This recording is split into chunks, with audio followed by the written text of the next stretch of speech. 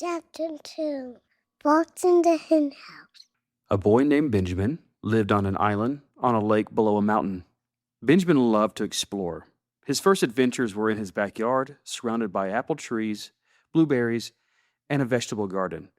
It's hard to tell if these first adventures were just exaggerations of the imagination or genuine experiences of an extraordinary young man. This is the story of his first adventure, at least the first adventure he remembers. Benjamin hopped down the big steps from the front porch of the little stone cottage he called home. Mr. Cat greeted him at the bottom with a "Hello." Benjamin patted the little orange cat on the head and said, "Hello, Mr. Cat. What have you seen this morning?" The cat sat and scratched under his chin. "Well, the chickens have all sat down on piles of hay, and they refuse to get up." Mr. Cat was frustrated.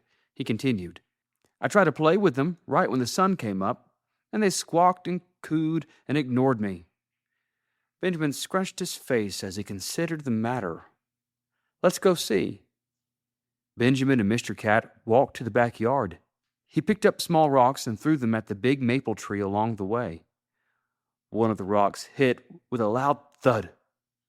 A small owl stirred from one of the branches above and spoke, "Who goes there?" "Little Benjamin, don't you know some of us are trying to sleep?" Benjamin looked up in surprise. "Oh, I'm sorry, Miss Owl. I hope you can forgive me," he said with genuine concern. Mrs. Owl smiled at little Benjamin and said, "Oh, who am I to get riled up by a little thud? It's okay, Benjamin. Go enjoy your day."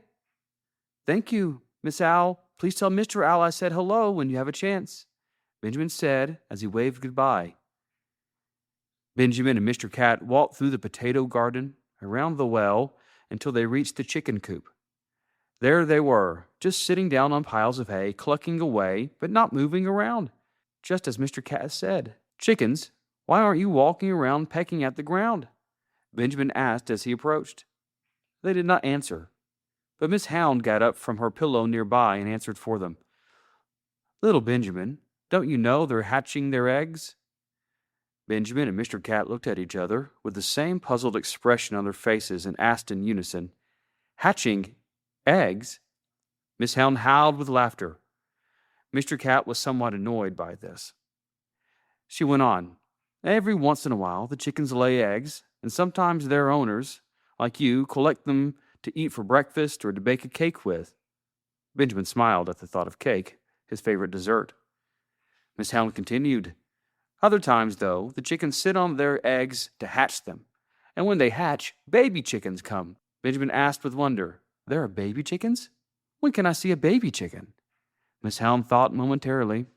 "Well, I suppose by this time tomorrow, as long as we keep that Sly Fox away, you can see baby chickens."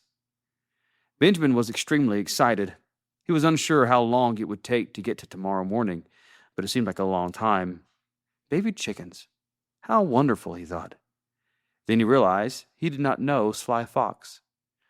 "Why do you have to keep Sly Fox away? And who is this Sly Fox anyway?" Benjamin asked.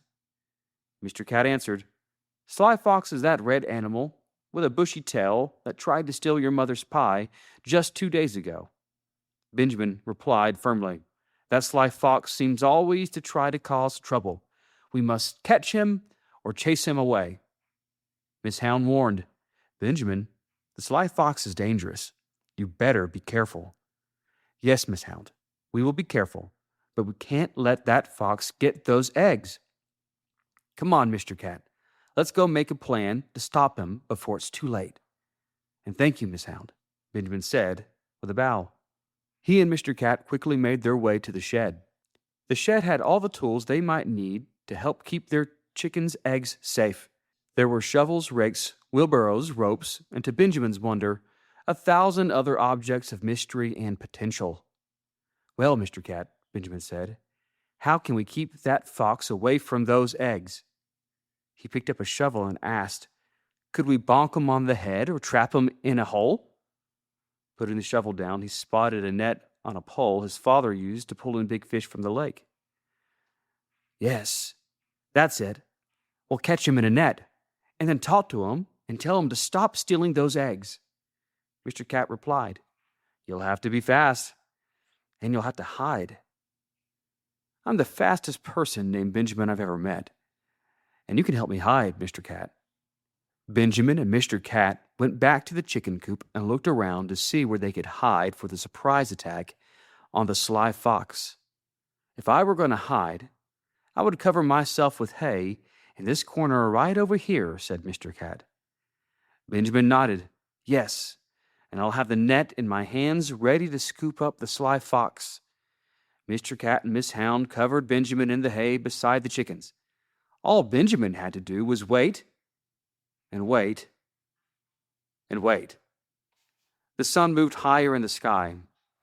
Clouds rolled across the blue sky, and the wind cast ripples on the lake.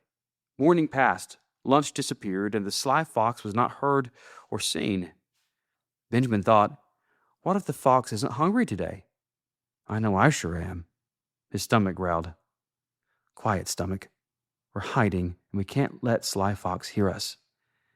The chickens cooed and clucked as the day went on, but never moved from their piles of hay, just like Benjamin. More time went by, and now the sun was shining through the trees on its way to dipping below the horizon. The wind was cool now, but the hay kept Benjamin warm. "Well," he thought, "I suppose it's time for dinner. My mom will be calling me inside soon." He sighed. Right before he decided to get up from the pile of hay, all the chickens went silent. "That's strange," he thought. Benjamin then heard the faintest footsteps from inside the coop. His heart began to race, and his body tensed. This must be the fox. Time stood still as the red Sly Fox carefully slinked towards the chickens. His bushy tail bounced with every small step he took. At first, Benjamin didn't know what to do.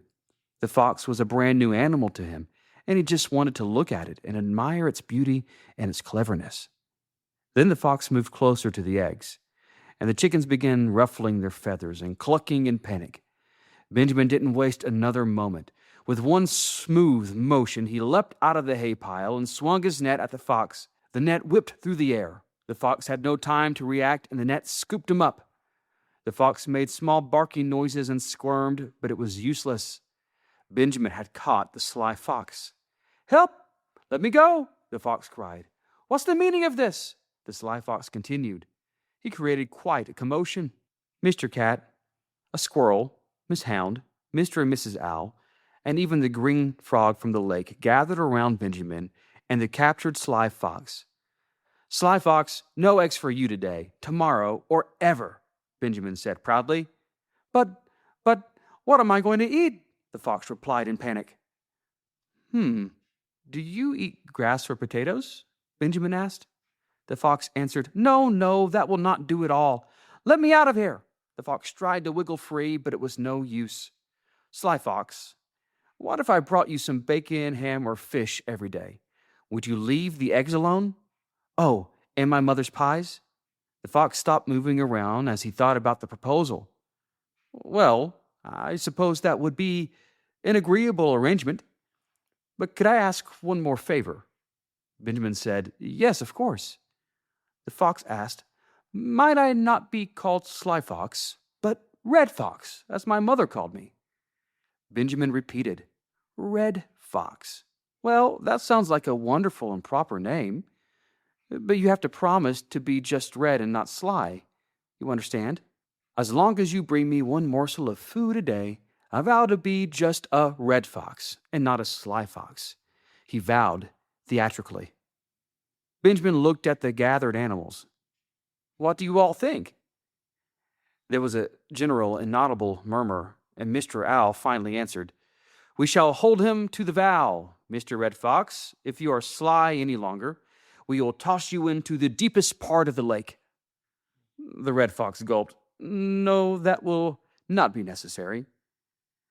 And that ended the sly work of the fox on the island.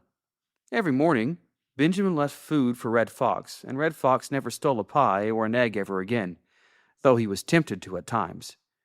Red Fox even became friends with the Red Rooster.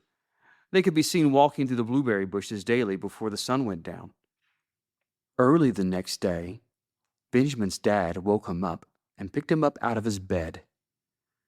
"Son, I have a surprise for you." They walked to the backyard to the chickens. Benjamin noticed the chickens were noisy. They cooed and clucked with excitement. Not like the day before with the fox, but different this time, Benjamin noticed. He also noticed a brand new noise.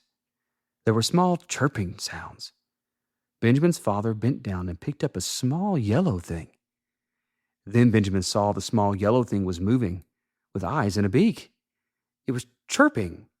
"This is a baby chicken, Benjamin. We call it a chick. Do you want to say hello?" Benjamin patted the soft chick on its little head and said, "Hello, little chicken. Hope you're having a good day."